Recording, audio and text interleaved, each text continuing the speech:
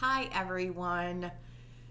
So, yesterday I uploaded a video and then I deleted it pretty immediately because it was me talking about the importance of Revelation 19:10 to me and how it has really helped me to kind of hone and conduct my study. It's really served as the baseline for my study of prophecy at all. That the testimony of Jesus is the spirit of prophecy, and talking about how we get to know him and we learn about him through the study of the end times, because that leads us into more. It leads us into more depth about history, about how things were in the past when you're looking at imagery representing itself in the pages of Revelation specifically. But the study of prophecy really leads you all throughout the Bible. It requires comprehensive Bible study from both Old and New Testaments. And so I kind of did a little bit of from my own perspective, how that has impacted me. And then I deleted that because I'm like, this is not about me, and I don't really want to add personal anecdotal evidence to what is just supposed to be a Bible study. It's not about me. It's like there have been points where I've kind of said, as a side note, when I read this is where I understood this and how it kind of, led me to understand more about like specific dates. As an example, I wrote that anecdotally for my Revelation 9 study about the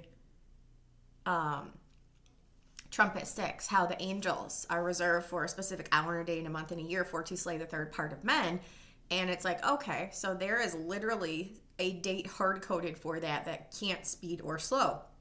And so when you understand that these things are like set in stone, even if you don't know what that date is, there is a date reserved for it that can't change, which means that all of the surrounding dates and events are hard-coded also. And so there's going to be something in the prophets that helps us understand this. And so we really need to be looking for a specific date, which is what I then started doing. So I added kind of anecdotal there where it's like, hey, just as a side note, with this is where I understood this, and it led me to basically being able to construct as definitively as I believe is possible the timing for the 70th week, because that's in the Old Testament prophets, like hard-coded to day, month, and year.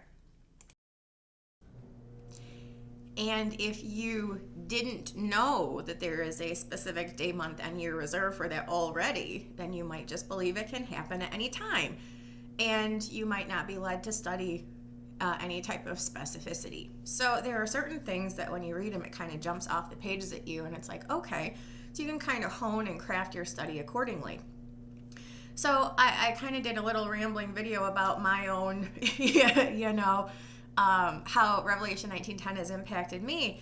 And then yesterday, after I deleted that video, I thought, no, Lord, what is it that you want me to tell them?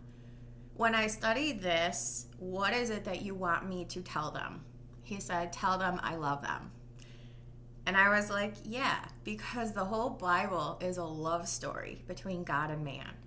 From the beginning, from him creating the world and giving us everything that we need to find fulfillment, find enjoyment, to be surrounded by beauty, to be surrounded by peace and everything. And obviously, bad choices corrupted that. But the first thing that God did in the face of sin was he loved Adam. And he provided a way to reconcile his sin. Yeah, there were consequences, but the very first thing he did, he put everything here as a demonstration of love. He rectified Adam's sin out of love. And people can look at the Old Testament and say God was angry and wrathful and judgmental, and I wouldn't want to serve that God. But that's explained by one verse in the letter to the church of the Laodiceans: those who I love, I rebuke and chasten. If he didn't care, he would just let you go off and do whatever. Letting people go do whatever and not trying to step in and not trying to intervene is essentially enabling behavior, and that's done by people who aren't strong enough to push back and say, no, this is bad for you, stop. It's the same thing that we do to our own children when we see them being led off course or doing something that's destructive to them or to others. Is we hopefully we try to stop that and teach them or talk with them or something. We try to intervene. I mean, obviously people have free will and they're going to do whatever they want, but it is out of love that you try to intervene and stop those. It is out of a lack of love where you wouldn't try to intervene. And we are called to love one another as Christ has loved us. And yes, that's New Testament, ultimately up to and including him laying his life down in payment for sin. But the whole Bible, the spirit of prophecy, the first prophecy ever given was in Genesis 3, with the prophecy given against Satan that the seed of the woman would produce the Redeemer, Genesis 3:15, and that he would crush the head of the serpent. And the whole Bible legitimately is a love story. The first sacrifice in the garden was forward-looking to the sacrifice of Christ on the cross. The prophecy that love would reign is given by the seed of the woman, and through that the Redeemer would come. Is through the birth of children, redemption would come through Christ. Whether it's prophecies about him, whether it's his actual actions, whether it's prophecies forward-looking to his first coming or to his second coming, the entirety of the Bible is a love story between God and man. And truly what it boils down to is whether or not man is bold enough to accept God's love. To determine whether or not man is courageous enough to accept God's love.